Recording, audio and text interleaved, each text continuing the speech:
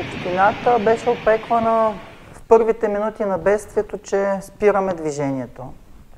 Това предотврати много жертви, възможности за пометени коли в морето. След това общината беше опеквана за това ранно известяване, че стресираме хората, но всъщност тези действия показаха, че ние имаме план как да реагираме в ситуацията. Хората веднага осъзнаха, че ние реагираме бързо и адекватно. Няма обвинения към нас за щетите.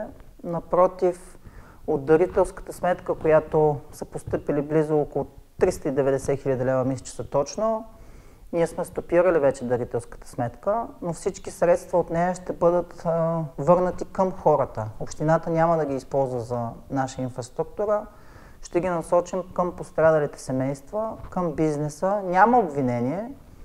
Аз се гордея с нашата общност, често го казвам. Заедно успяхме да излезем от тази ситуация. Трябва да има толеранс. Аз разбирам да е дошло май месец, за да е минала една година или септември от бедствието и абсолютно нищо да не е предприето, да кажем, забавихте се. Но факт е, че към 15 октомври, един месец след бедствието, ние сме имали абсолютно всички комисии изминати. Дори имаше комисия тук, която целеше да докаже дали има вина в общината за бедствието. Със заповед на премиера беше тази комисия, беше председателствана от заместник-министър на екологията. Тази комисия приключи работа, установи се, че няма грешка в общината, дерета са почиствани периодично и така нататък, просто изключителен мащаб. Сега предстои проектиране на съоръженията, надявам се до лятото да бъдат изградени, надявам се. Трябва да посрещнем нормален сезон. Но те хората ще се успокоят, поне ако видят, че се строят. Една добре стикована администрация, разбира се, има нужда от нови попълнения, от местни кадри и експерти и точно в тази посока работим. Ще увеличим екипа, без да раздуваме администрацията и сега има незаети бройки, просто ще са местни хора, които да имат отношение към проблемите. Пробвали сме през годините с експерти, които ги няма в града, да наемаме от Бургас, от другите градове, не е същото. Основните проблеми на Царево са липсата на общ устройствен план. Това е рамката, по която се развива една община в градоустройствено отношение, но и като икономика. Докато нямаме общ устройствен план, се строи на парче. Това дразни всички, дразни и мен самия, защото има поляни, земеделски земи, около които пък през годините някой някак е успял да урегулира своя терен и сега там не е забранено да се строи. Строи се и това дразни. Общ устройствен план нарушава градоустройството, но, както казах, пречи на икономическото развитие. Защото не може туризма да е единствения поминък на целия този район. Ние сме, казвам район, защото нашата община е с близо 70 км брегова ивица. Навътре в Странджа влизаме на минимум 30-40 км. Огромен район, който се нуждае не просто от туризъм 2-3 месеца, нуждае се и от друг тип поминък извън сезона. И когато няма общ устройствен план, това ни затруднява включително да изградим индустриална зона. Затруднява ни в ежедневни въпроси, къде да има нова пречиствателна станция, ако се налага преместване на гробище. Просто затруднява се цялостното развитие на района. Това мисля, че е най-големият проблем на Царево. Не е бедствието, не е туристическия сезон. Всеки се бори за по-дълъг сезон. Тук за щастие сезон е оптимален. Тази година, въпреки бедствието, имахме един много успешен туристически сезон. За щастие успяваме да имаме туристи извън сезона. Много хора имат собственост тук, в Лозенец, в Царево. С туризма няма абсолютно никакъв проблем, но искаме да надградим, искаме да има поминък извън сезона.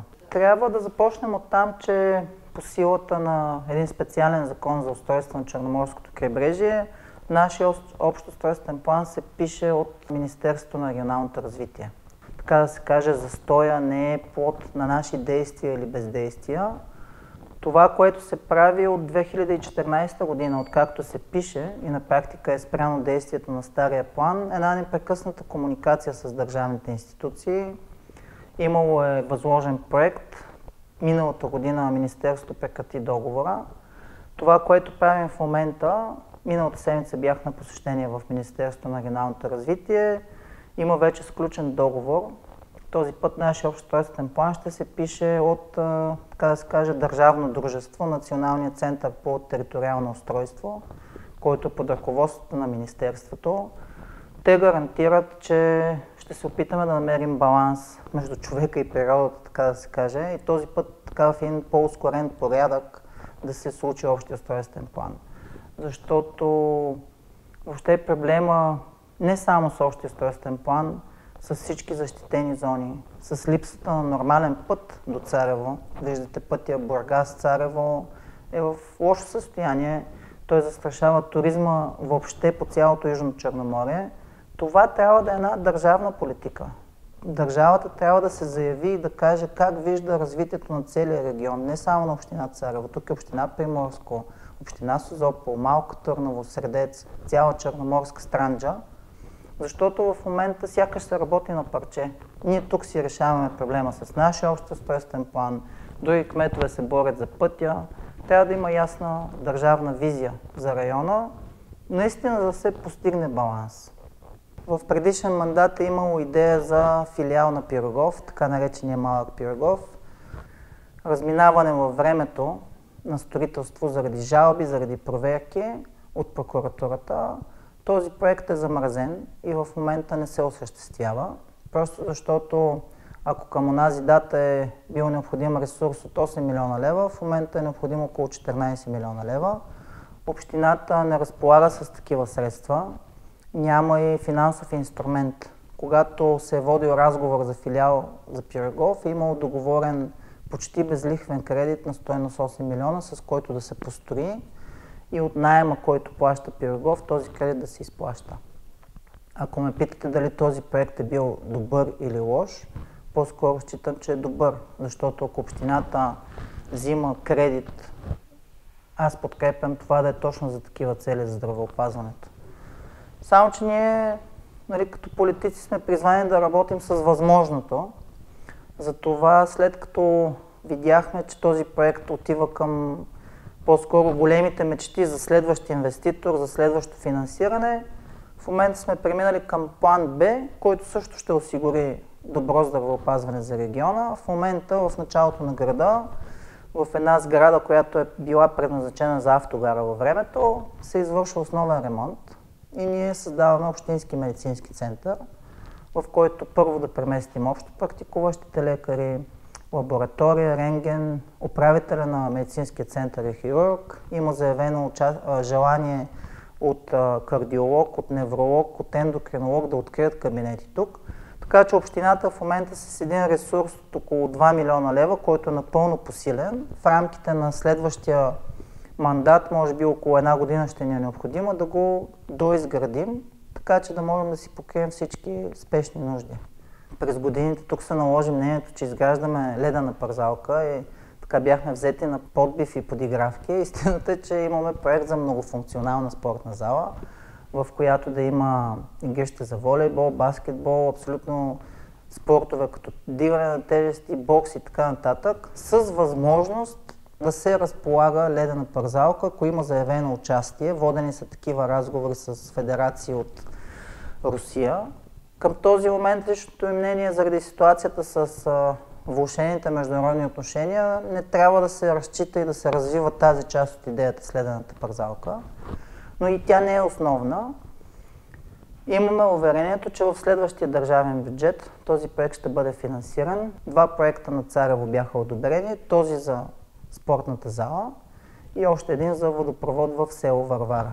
Така че амбицията ни е да достроим спортната зала, около стадион да създадем един цялостен комплекс. Там имаме договор с Футболния съюз през март месец 2024 година да започнат обновяване на футболния терен. Пак в сферата на големите мечти, но нашите деца го заслужават. Когато аз съм бил дете или тинейджър, не е имало плувен басейн.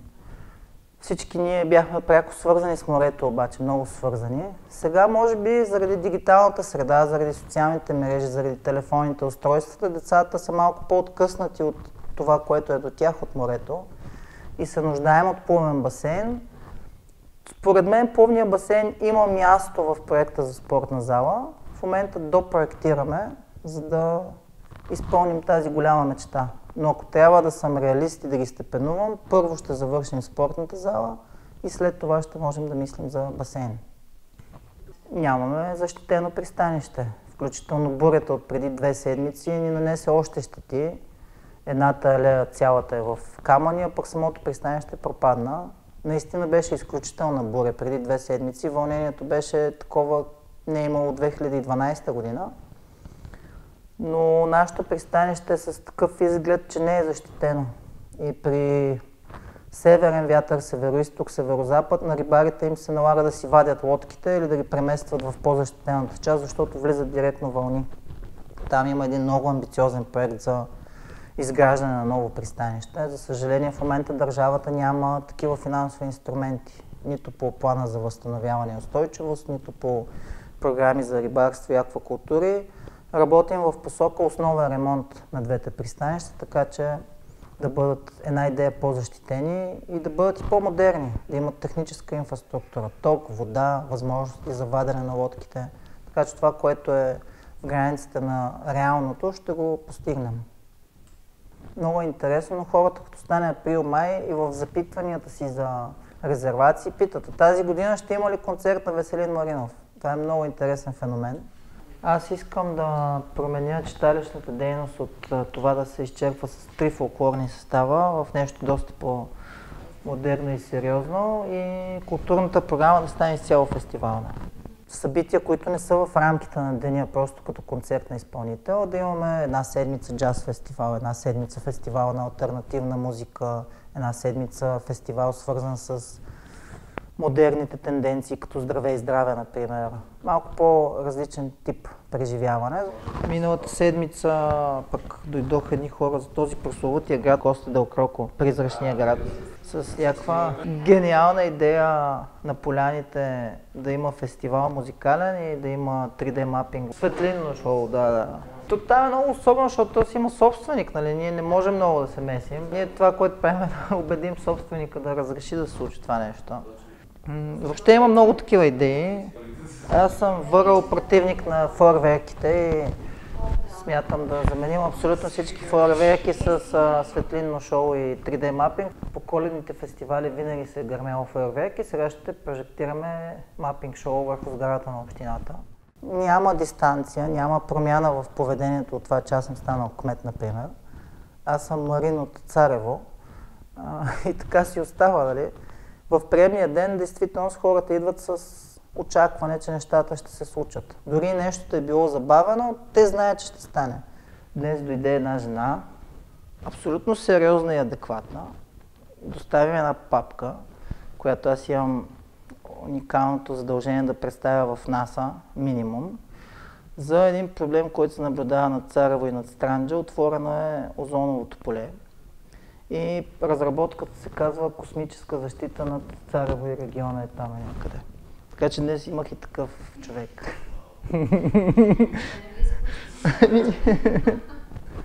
Имаше така железни доводи. Представи сериозен колектив от автори, хора от Академията на науките. И в такива моменти човек трябва да се усмихне, да запази самообладание, да продължи. Защото безспорен факт. Така. Абсурдните неща за мен са хора, които искат пари за нещо, което не им се дължи. Това е най-абсурдното. Иначе хорските проблеми, ако ти си се хванал на тази работа, не би следвало да се впечатляваш. За мен е важно, ако днес някой поиска 3 плочки на тротуара, да му се сложат. Ако поиска детска ясла за детето му, да му се даде. Ако е главен инженер или архитект, да му се намери работа. Това са супер важни казуси. Те големите проекти си вървят, нали? Спортни зали, пътища, селата, водопроводи, но другото е основна посока.